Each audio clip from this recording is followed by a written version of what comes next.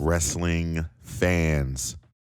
We have a shitload of things ahead of us this week, this coming up weekend. We got a lot of action, a lot of wrestling, a lot of things that we need to talk about. A lot of things that happened this past week too that I just kind of want to elaborate on. This is kind of out of the norm. Usually I'm doing Monday Night Raw review, which I will be doing later on tonight. But right now, I want to give you guys the very first Within the Ropes Monday Night Raw preview. And basically what consists, what I'm sprinkling in the pot, what's the ingredients of this installment or this edition of Within the Ropes is I'm just going to go over some things, some little things and current things that have been happening in the wrestling world. Talk about it, give my opinion on it. And without further ado, let me give a shout out to my sponsor. I'm just joking. I'm kidding. But let's not waste no time. Like I said, it's a lot of things within the wrestling community that has been going on and that we have to look forward to going forward.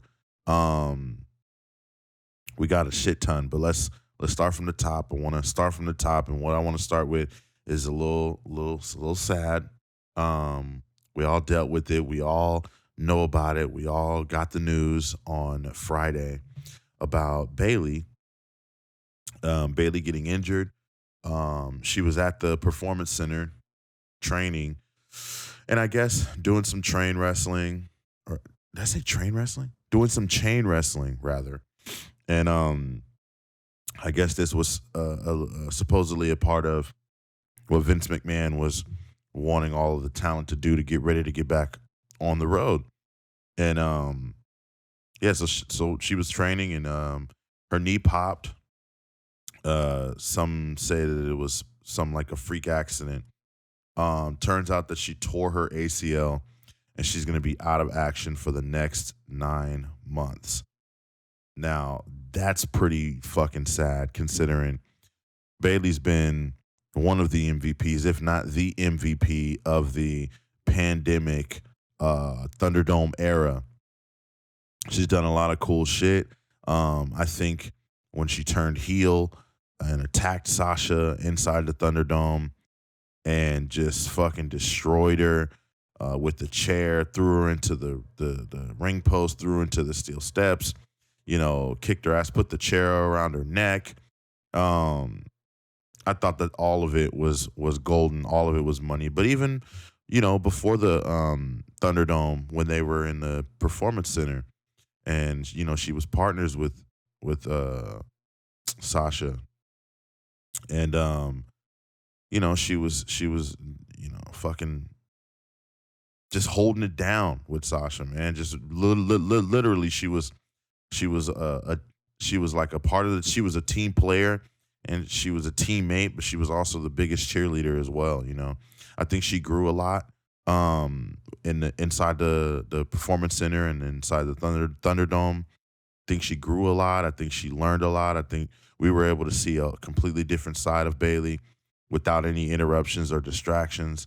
And honestly, I think she was on her way to being able to obviously display that in front of a live audience coming up on Friday, this coming Friday, which is the first WWE show that we are going to have in front of a live audience. And I fucking lost count. I don't even know how long it's been.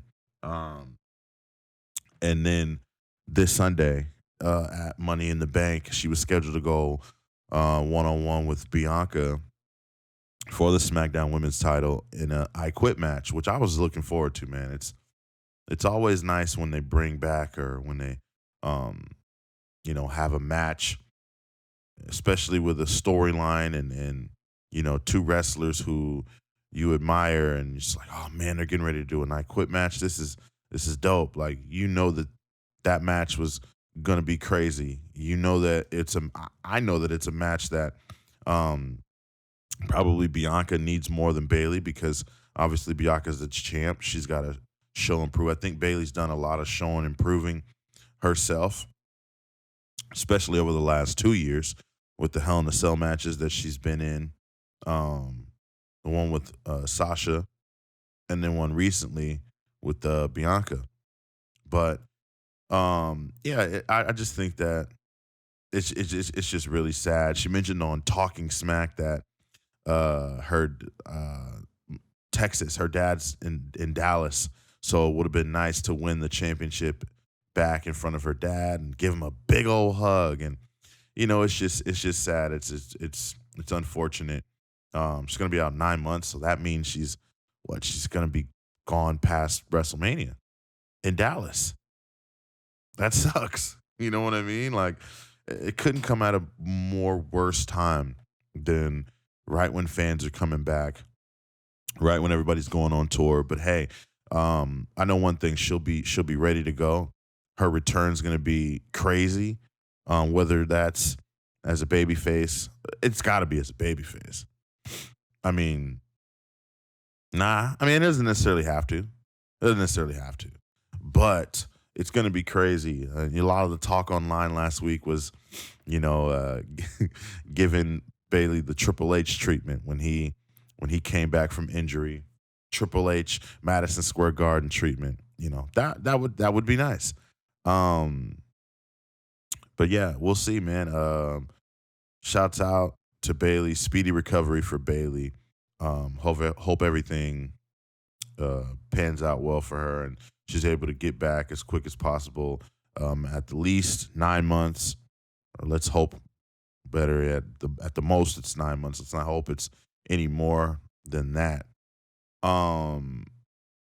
But let's get into some more news. I want to talk about the latest SummerSlam news and rumors that's been floating around here. One of the rumors and news floating around is reportedly there is no longer a Brock Lesnar versus Bobby Lashley match set to take place at SummerSlam.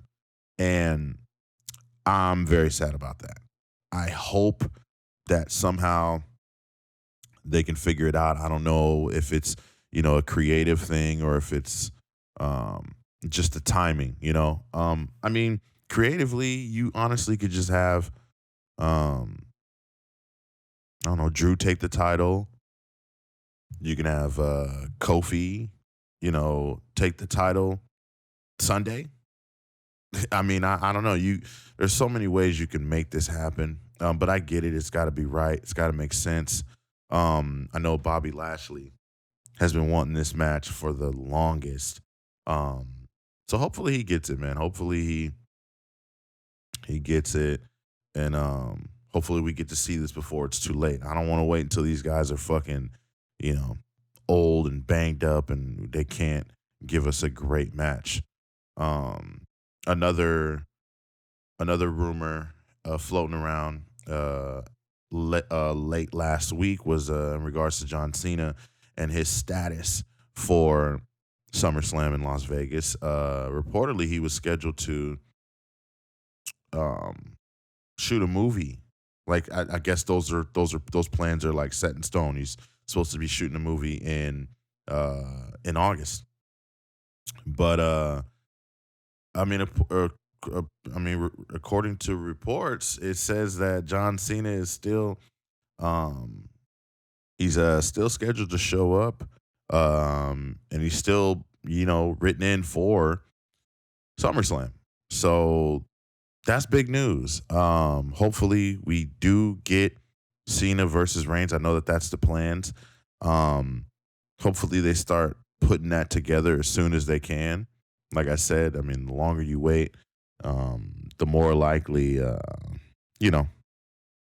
the more fucking likely people are going to be like, who cares? The better or the faster he gets into the fold and into the storyline, the better the ratings will be, I know. So we'll see. Another rumor out there was, or possibility, if there was no Brock at SummerSlam, is Big E versus Lashley. A lot of talk of Big E switching brands. I know that SummerSlam would come before the draft. So, yeah. But, hey, it's WWE, man. They can do anything. They can make anything happen. And I don't think people would mind too much, especially if Big E becomes the winner of the Money in the Bank ladder match, which I'll get into later with the participants and everything. So, um, Big E, Lashley, I wouldn't be mad at that. We'll see what happens after Money in the Bank. Um, let's see. Let's go. Let's talk about some more news. Bianca Belair and Sasha Banks were nominated and actually won an ESPY award. I believe the ESPYs was this past weekend or Saturday or something like that. I don't know. They won an ESPY for the best WWE moment when they went head to head for the SmackDown Women's Championship in the main event of WrestleMania. So, I mean, there's no doubt that they had the best moment in WWE by miles. They're miles ahead of everybody in that department. So, congratulations and props to those two beautiful women. Like I said, man, they are, when it comes to representing and showing that anything is possible. I mean, like I said, you got the Kofis and the New Day, right? You've got the Bobby Lashleys. You've got, everybody really. But in terms of showing, you know, how it's done and displaying that black excellence and displaying just the excellence in general, Bianca Belair and Sasha Banks did that in great fashion at WrestleMania. It was a moment that I'll never forget. Um, I would say, in comparison to Kofi, it felt a little different. Kofi was definitely emotional, but Sasha and Bianca was one of them ones, and especially the beginning of the match when they almost they almost like, I mean, they they both teared up and they almost lost it, but they were able to, wrap it up, get it back together, and put on a great show, great performance. So shout out to Bianca Belair and Sasha Banks for winning an ESPY for best WWE moment. I thought that was fantastic. That was great. Can't wait to see Sasha back in the WWE ring because we haven't seen her since WrestleMania. And I hope Bianca Belair continues to have success. She deserves it. She's great. She's fantastic. Hope she gets better on the mic. But other than that, again, congratulations to both of them. We're going to shift gears here real quick and get into some Ring of Honor news. Oh my gosh, Tron mentioned Ring of Honor. Yeah, that's right. I'm mentioning Ring of Honor because at Ring of Honor Best in the World last night, Chelsea Green showed up at Ring of Honor, and Fightful reported on their Fightful Select, shout out to them, that there was an agreement put in place over a month ago, and she had to get the okay from WWE to make the appearance before her 90 days was up. And they also said that Chelsea Green is scheduled to do commentary, but is not under contract with the company at the moment. So, shout out to Chelsea Green. It was pretty cool. I think we can write her off now as being Deonna Purrazzo's opponent at Slammiversary, which I'll get into Slammiversary in that card in just a second. But yeah, so we can scratch her off. Chelsea Green showed up at Ring of Honor. She's more than likely going to be a part of the company, I would think, even though she is not under contract at the moment. Fightful Select also reported that Ring of Honor reached out to multiple recently released WWE wrestlers, and they have some surprises planned for the next few weeks. Don't know who, don't know who I'd like to see, don't know how I would like to see them in Ring of Honor. Honestly, can't remember. I mean, I think I remember watching, last time I watched Ring of Honor, what's that guy's name? Dalton Castle. Castle Dalton. Y'all know who I'm talking about. He was like the champ, or he was one of the main guys, or I don't know, something like that. So it was neat watching it last night. It was really cool. I thought it was a really good event. Shout out to the Briscoes. I enjoyed their match. EC3 was there. Although the the spitting in the face thing, that was kind of weird. Yuck. Bandito is the brand new Ring of Honor World Champ. by defeating Rush. So that was cool. Rush ripped off Bandito's mask. Thought that was insane.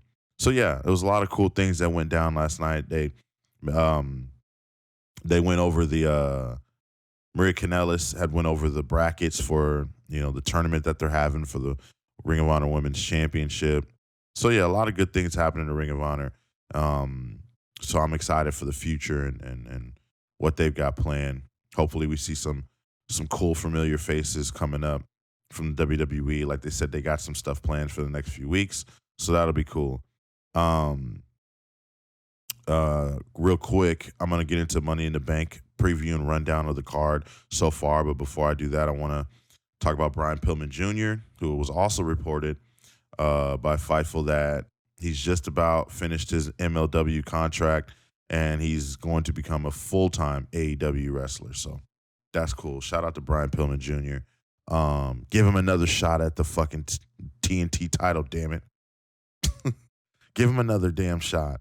Or shit, give Varsity Blues a fucking shot at the tag team titles, man.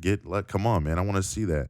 It's nostalgia to me seeing Brian Pillman out there, moving. It just reminds me a lot of his dad, man. It's really cool. It's really cool.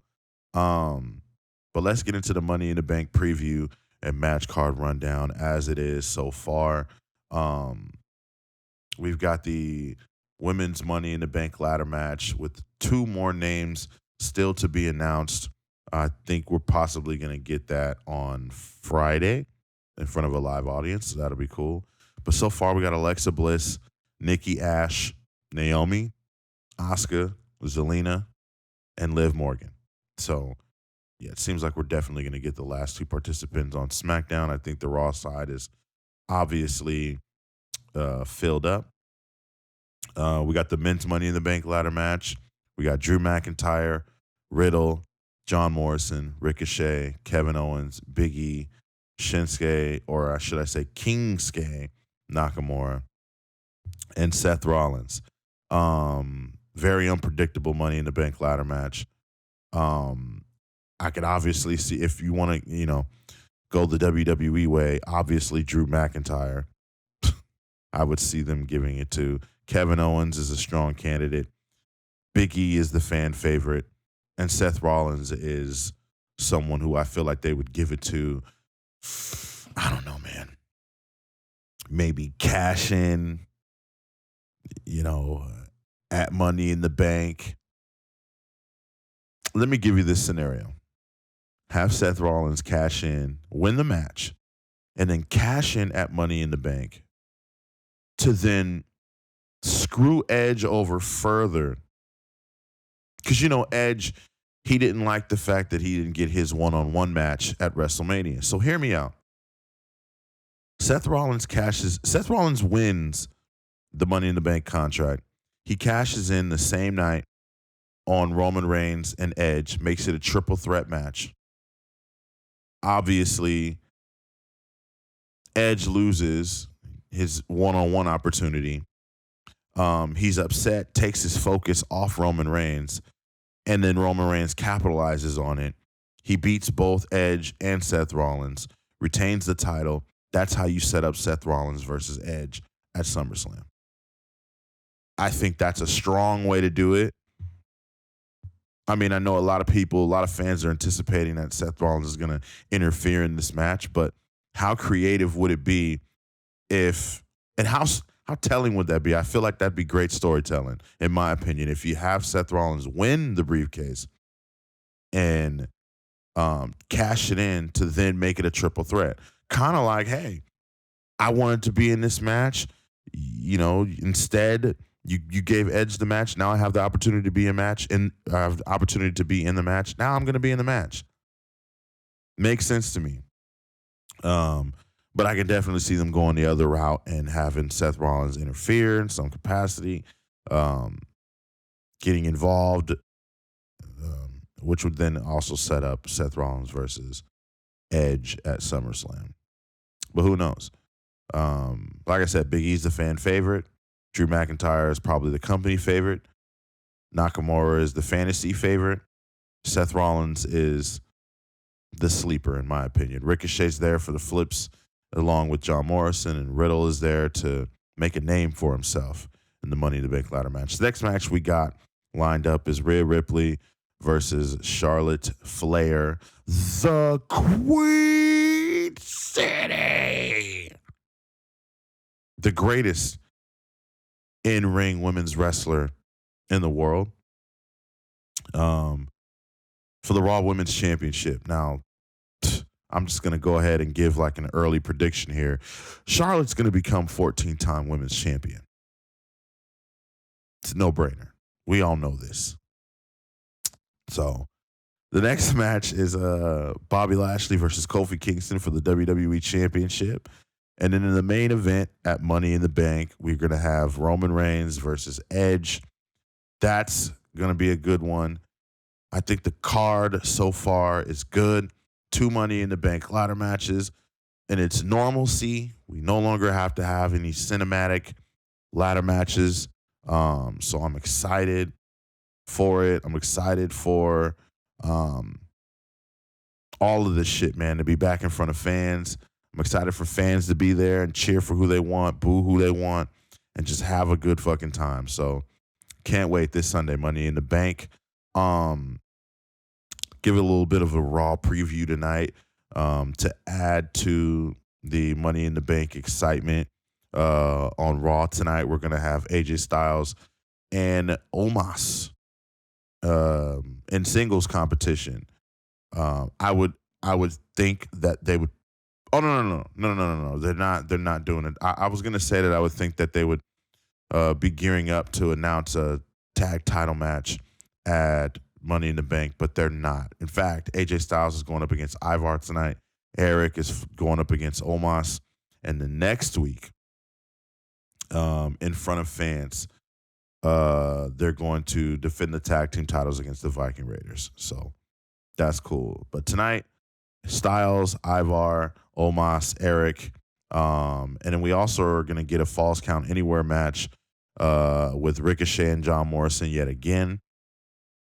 I mean, hopefully this is the last time, but knowing WWE, they're going to do this, fucking 4 more times probably. Even past Money in the Bank, they'll probably do this. But we'll see. Sheamus defends the United States Championship against Humberto. Can we? I mean, I know Sheamus probably legitimately injured, right? But can we get something going with the United States title and the challengers and things like that? Can we finally do something with this? Because I feel like it makes no sense. It makes no sense. So I'm pulling for Humberto though. I'm pulling for him though. I want to see somebody new win the title. I want it to be an upset. So we'll see. We'll see what happens with that. Let's get into and then also scheduled for Raw tonight is Xavier Woods going up against Bobby Lashley. So that should be a good one. See if Woods could knock off Bobby before the pay-per-view. Fatal 4-way match with the Raw side of the women's Money in the Bank ladder match. Alexa Bliss, Nikki Ash, Naomi, and Asuka are going to battle in a fatal 4-way match tonight. So that's pretty exciting. I hope Naomi can get some momentum here, pick up the victory, but it looks like it's either going to be Nikki Ash or Alexa. But we'll see. Let's hope that they do right by Naomi in some shape or form here. At least give her some momentum. If you're not going to let her win the Money in the Bank, which I don't think they're going to have her win the Money in the Bank contract. But we'll see, especially because we don't even know. There's 2 more girls supposed to be announced. So we'll see. Let's see. So, okay. So, damn, what else? There's a lot of shit going on this week, man. Like I said, NXT is obviously this week. I believe I can't remember. I didn't really think about this.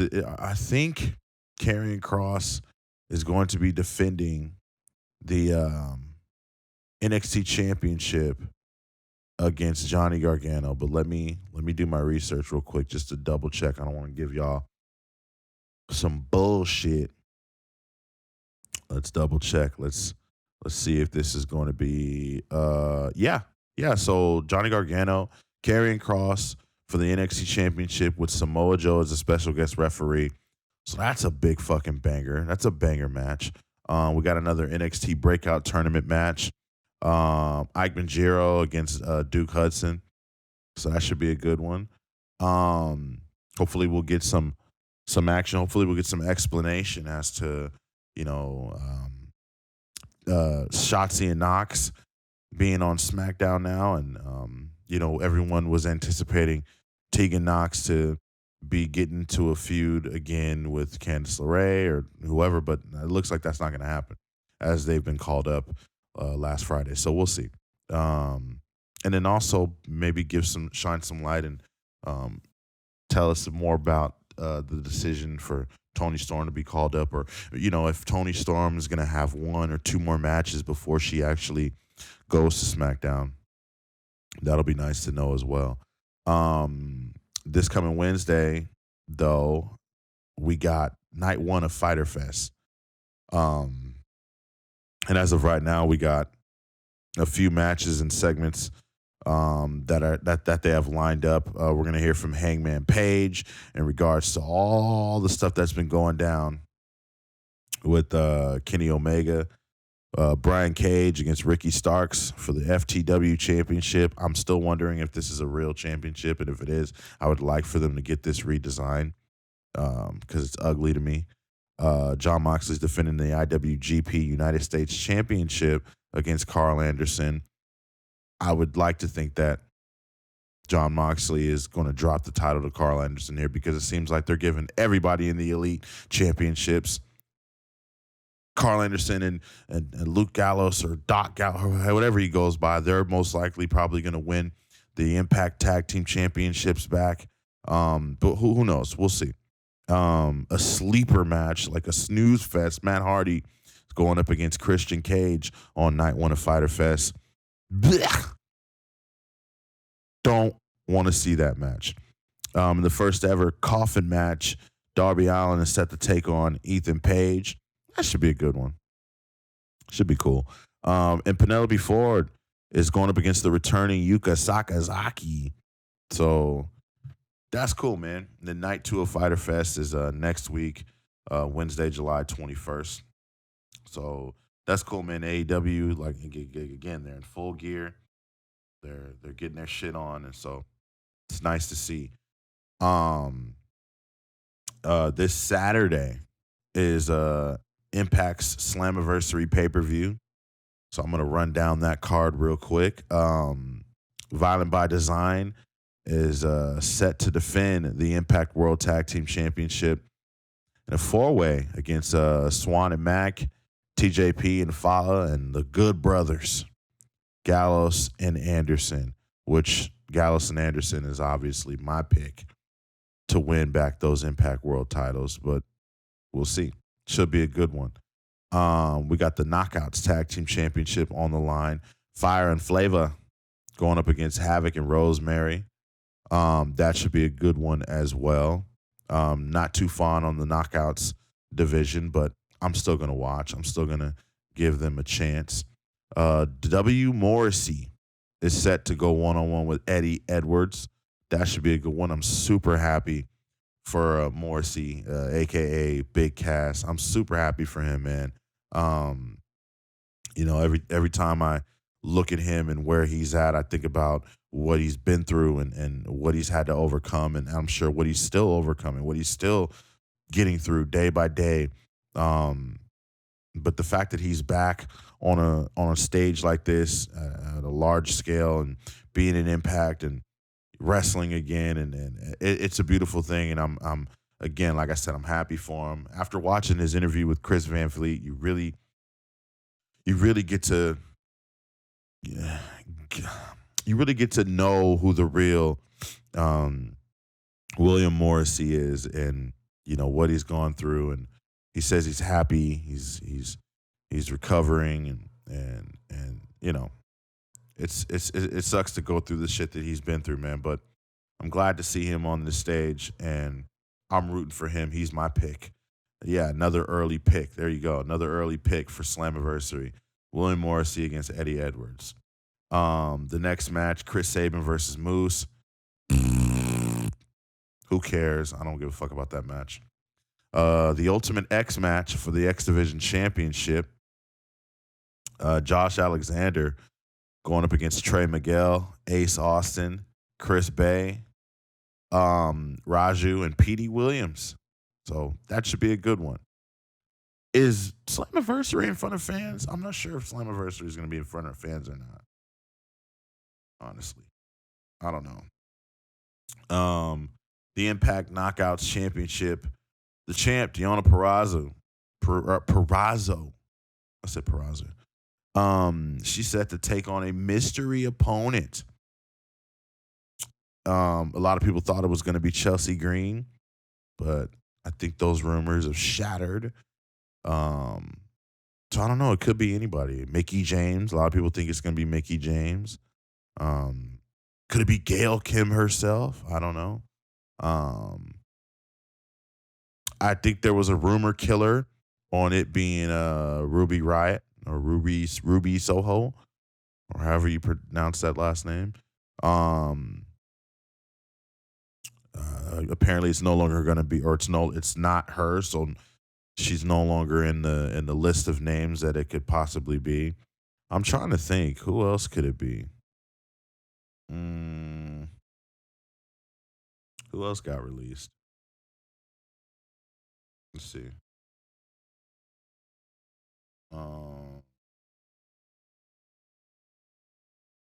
Who else could it be? Who's the girls? I don't know, man. I won't waste time trying to sit here and figure out who it's going to be. I'm sure we'll find out, though. We will find out July 17th, this Saturday at Slammiversary. And in the main event, what everybody's waiting for, what all those Impact AEW fans are waiting for, Kenny Omega set to defend the Impact World Championship against Sami Callihan, in which, in my opinion, I'm going to go ahead and give you another prediction. Matter of fact, this is a spoiler. Kenny Omega is going to win and retain the Impact World Heavyweight Championship. He ain't losing that shit. He ain't losing that title. No way. No freaking way. Is he going to lose that Impact World Championship? Not to Sami Callihan. Sorry for ya. But that is the lineup and match card for Slammiversary. Should be a good one. I'm going to be watching. I'm going to be live tweeting. I'm probably going to give, since I fucking kind of gave a predictions for it right now already, I might as well just leave it at that. Kind of, sort of gave predictions. But yeah, Slammiversary should be a good one. And then SmackDown, this Friday, they've got a few matches announced for the very first WWE event in Houston, Texas, in front of a live crowd since the pandemic. Bianca Belair is set to defend the SmackDown Women's Championship, not against Bayley, but instead against Carmella. Yeah, Carmella was pulled from the Money in the Bank ladder match, put into the championship match this Friday, and that is why Liv Morgan is now in the Women's Money in the Bank match. They recovered well from that. I'm sure, and it's unfortunate, but I'm sure Bayley being injured probably made it even more easier for them to insert and tell that story. I don't know what the hell, where they were going, what direction they were going with that story, but they finally got it, and Liv's in the match, and Carmella's in the championship match. So yeah, that should be a good one. Another match that was announced is a good old fatal 4-way between 4 of the SmackDown Money in the Bank side, men's Money in the Bank SmackDown side competitors, as Big E takes on KO and Shinsuke and Seth Rollins. So that's fresh. That's a fresh match. It's a fucking fresh fatal 4-way match that I am fucking looking forward to. This Friday, man, in front of fans. That's gonna be a treat. Houston, Texas, SmackDown. That's gonna be a treat. That's gonna be fun. Like I said, I can't wait to see it tonight. The very last Thunderdome show, Monday Night Raw. It's taped. Um, so yeah, man, I'm excited for fans to get in there, and you know, we get some normalcy back with pro wrestling amongst all the companies. Man, I can't wait for everybody to get rocking in front of crowds again, and you know, let everybody do their due. But I think that's it. Um, yeah, I don't have anything else. I don't have anything else set for coming up. I think I covered pretty much everything. Um, I do think I don't know if it's been announced for SmackDown yet, but I do think that it's possible that we get the 6-man tag: Roman Reigns, Jimmy and Jey Uso against the Mysterios and the Rated R Superstar Edge. I don't know if that is set in stone. A lot of people say it is. I might have missed it. Um, but yeah, if they do that, that's another fucking banger. Looks like SmackDown's gonna be star studded and a must watch show. So yeah, man, I'm excited for that. And I think that's it. I'm gonna wrap it up. I got a fucking Raw review to do tonight, so I don't want to sit here and do too much. Um, just the news, quick update, and gave you some predictions, gave you a little bit of my opinion, and I'm gonna look to do this a lot more going forward. I want to thank everybody for listening and tuning in. I appreciate each and every one of you. If you're listening on Spotify or Apple Podcasts, fucking leave a review, rate the show. Let me know how you feeling it. Hit me up on social media at Within the Ropes, Twitter and Instagram. Let me know what you want me to, what you want to hear, what you want to see. I'm open, man. This is a 1-man band, but I can play all instruments. So if you want a specific review from whatever promotion or whatever show, let me know. Hit me up with a DM or tweet me or whatever, and let me know what you'd like to see, what you'd like me to review. Um, and yeah, man, just everybody stay blessed, and we're gonna be back for Monday Night Raw uh review. I almost said post show. That's yucky. I don't like the word post show anymore. The Raw review later on tonight, and I hope everyone has a good afternoon and evening, and I will be back. Charlotte Flair is still the greatest women's wrestler ever in the entire world. The Queen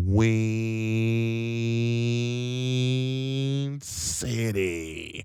Okay? No doubt about that. Appreciate y'all. Again, follow Within the Ropes on Twitter and Instagram. At Within the Ropes. Don't forget, I love all y'all.